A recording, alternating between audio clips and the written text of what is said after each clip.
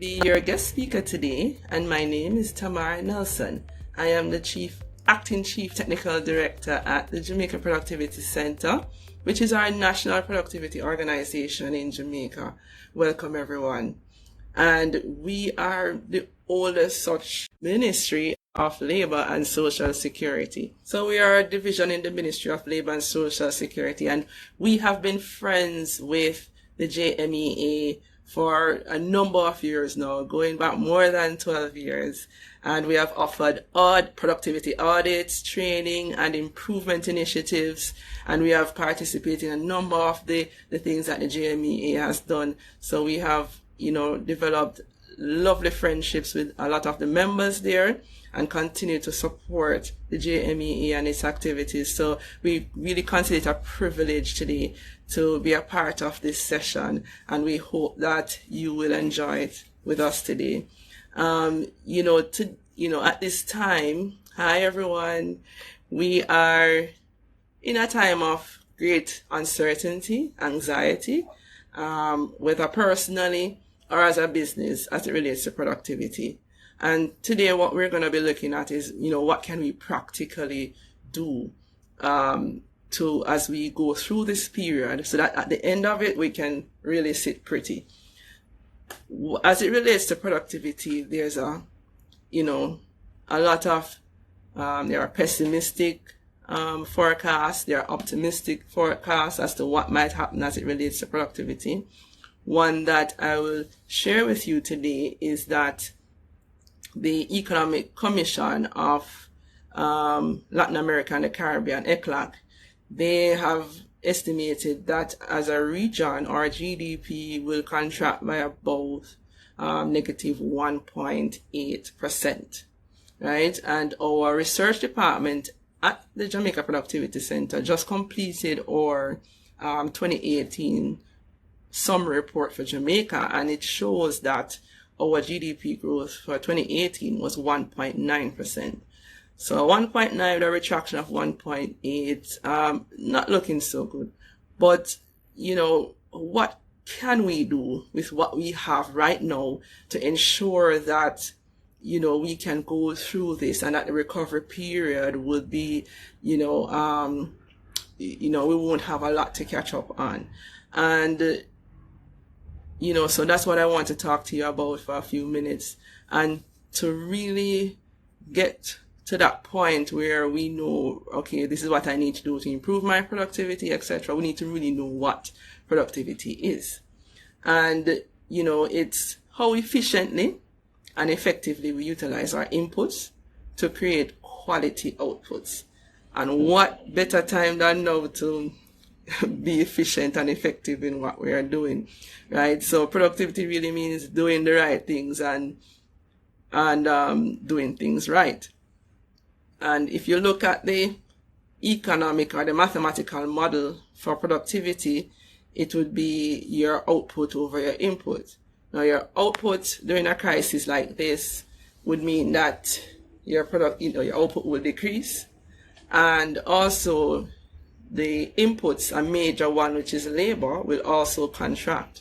So you can understand why we would see our productivity levels going down. But right now, I think the focus really should be on, people. It's really focused on people, right? Because our people is at the core of everything that we do.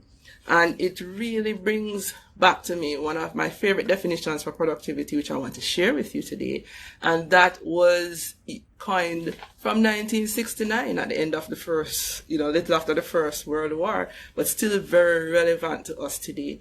And it says that productivity is above all a state of mind. It is an attitude that seeks to the continuous improvement of what exists. It is a conviction that one can do better today than yesterday, and that tomorrow will be better than today. Furthermore, it requires constant efforts to adapt economic activities to ever-changing conditions and the application of new theories and methods. It is a firm belief in the progress of humanity, right? So you notice this definition, 1959, but it's speaking that it's a state of mind, it's an attitude, it's a conviction, it requires adaptation, application, and a belief, right? And I think even more so right now, we need to ensure that we are maintaining that a positive outlook in terms of going through and at the end of this period, that it's going to be better, it's not going to be forever, and that we're going to come out victorious at the end of it. And as businesses, as leaders, as in our personal life, these are things that we really need to continue to meditate on as we go through this time. And so what I would like to share next is really a few pointers as to how we can be resilient and really achieve success and productivity even in this time period that we're in. And, one definition of being a resilient organization or a resilient person is really accepting the situation that you now face and to be really present with it, right? So we have to face it that way. Yes, we're in this situation, right? And the first point I'd like to is I call it 6 S's, right? And the first point is on strategy, right? And we have to plan, and we have to plan, right? And some organizations, what we have interacted with, what we have seen is that they have created a team that focuses on what's happening right now and focus on the communication, and that's excellent. If you can do that, do so. But by all means, whatever you're doing at this time, ensure that it's participative, that everyone gets to be a part of the process. They understand what is happening, why it's happening, that is communicated, and that is clear, right? Right? We need to be transparent, right? No, it's not the time for lying or faking things. People can see through all of that. Our clients can see through all of that. We really need to be very, very clear at this point. And when we are looking at our strategy, there's so much negative happening around us and falling around us, and you're seeing your sales going down, but really to focus on the strengths that you have, and that will make a big difference. The second point is as it relates to systems, right? Making them very simple, efficient, effective, in which you are minimizing waste and minimizing any threat to either your employee or your clients or your stakeholders. Key, right? And we have been seeing a lot of persons. I don't know anybody who has had to do business even during this time, to go on the road or to pick up something or pay something. You realize that you're in and out in no time, and you're wondering why couldn't this happen all the time before? And this is something that we have been advocating at the Jamaica Productivity Center in terms of minimizing waste, minimizing those non-value added activities. And we have been training persons and organizations as to how they can actually identify those and minimize them. So, now that we go into a business place, you don't have to get a ticket anymore. You just drive in and you drive out. And that's something that we always have been doing as a country, and that we have noticed is that we always build processes around exceptions. So, you might have a problem with pilferage. Instead of fixing the pilferage problem, you include several steps for sign-offs. And all it does, it lengthens your processing time, increases your costs, and your customer gets frustrated. Now with the pandemic, a lot of those, different steps are no longer non-existent, so the process moves a lot smoother. And it may actually change how we do business going forward. We might not go back to that, right? And, what I will give an analogy, right? My children, they're home, I have to keep them occupied, and I bought, some putty, the Play-Doh.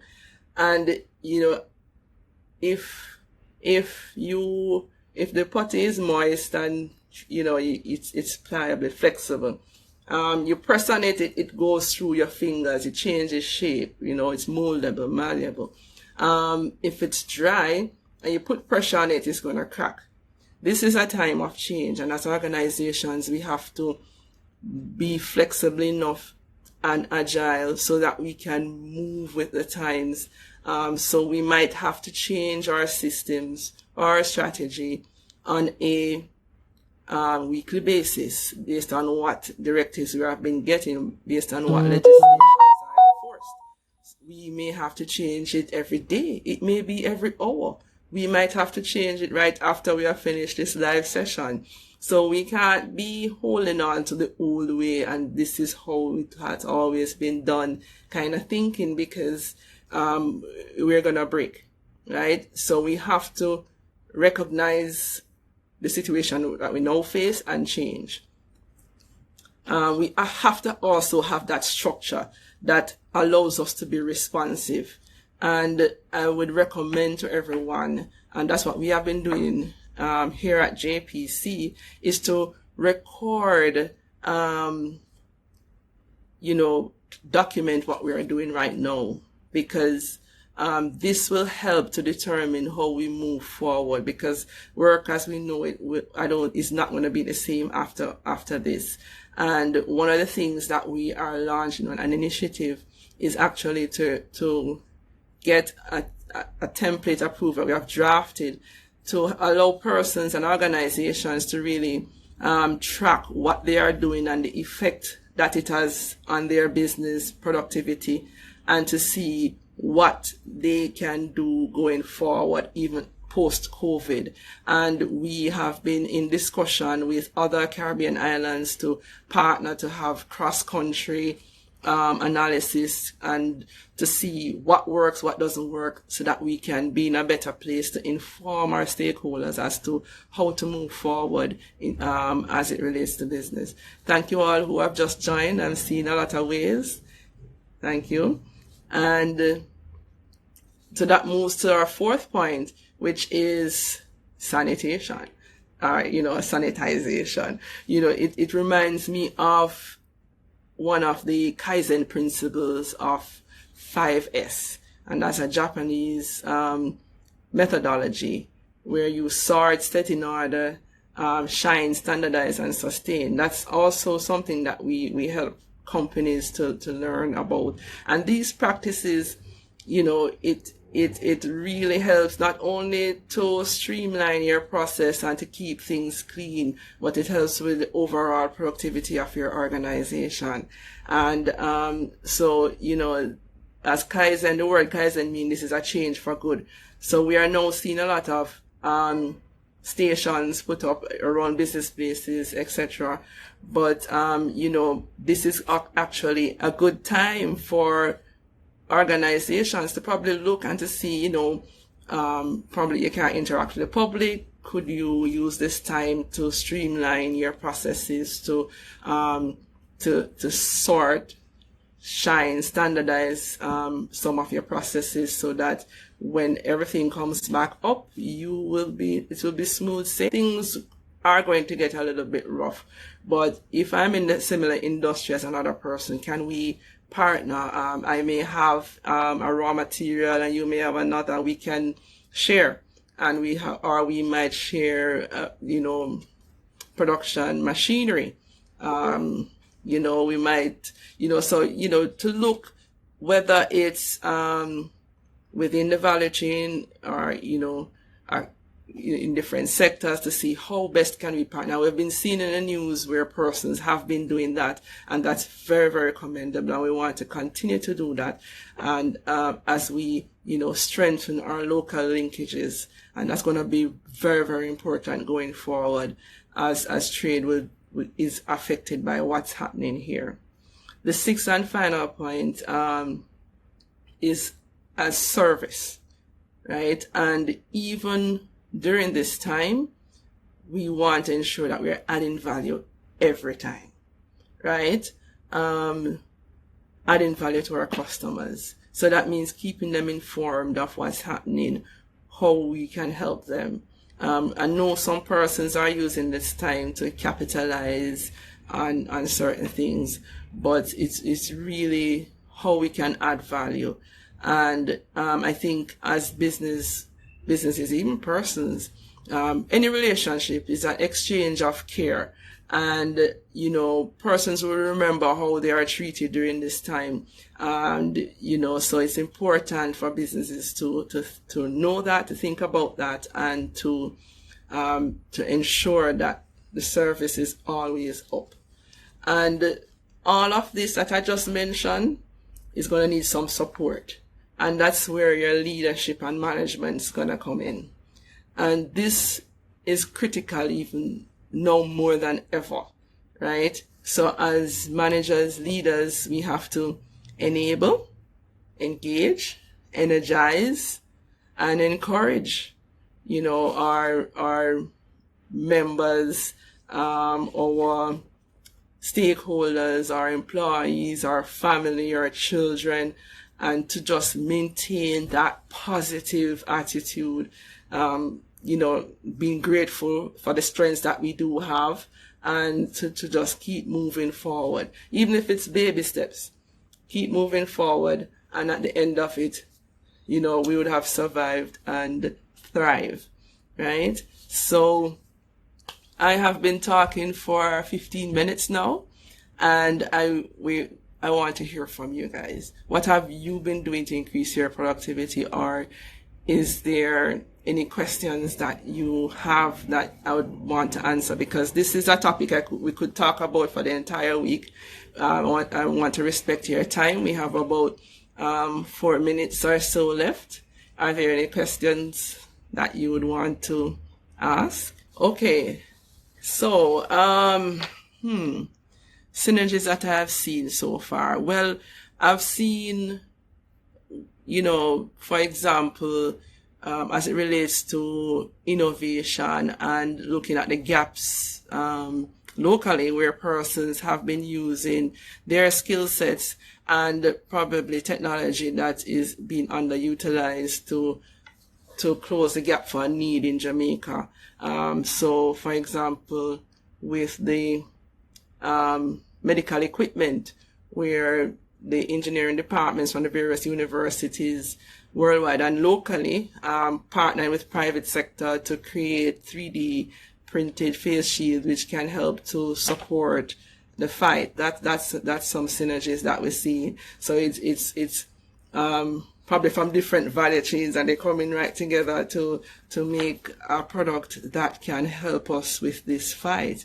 I've seen where persons have actually been offering some of their services free of cost to help to ease the pressure of what's happening with persons as they go through this time. And I think that's really amazing and commendable. All right, I see. How do we work around reduced schedule in factories or processing partners?